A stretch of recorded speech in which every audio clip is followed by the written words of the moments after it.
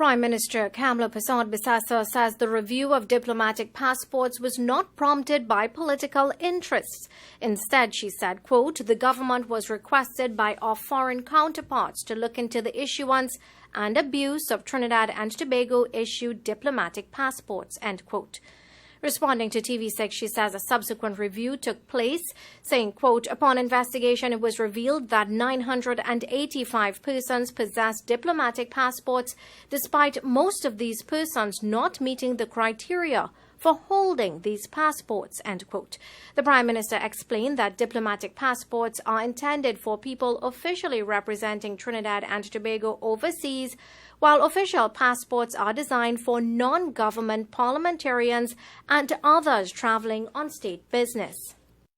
She confirmed, quote, MP Young will therefore receive an official passport instead of a diplomatic passport. Some other persons on the list will also receive official passports instead of diplomatic passports. Some will be removed entirely and given ordinary passports, and a few will retain their diplomatic passports, end quote.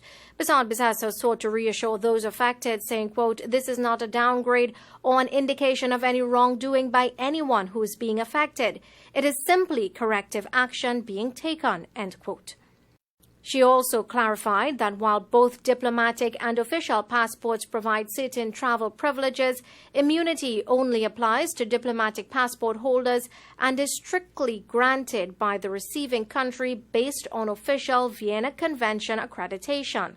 The Prime Minister also addressed questions about former Prime Minister Dr. Keith Rowley, saying, quote, he is retired and he is not representing the country in any official capacity. Therefore, he should not be in possession of a diplomatic passport, end quote. Persad-Bissessar said ministry officials will contact Dr. Rowley and issue him with an official passport instead, where he will still have many of the benefits and privileges afforded to holders of diplomatic passports, but will not be covered by diplomatic passport immunities.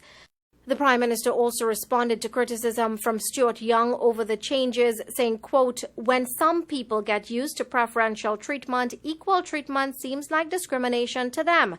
Stuart should stop his crybaby baba behavior. It's unbecoming, end quote.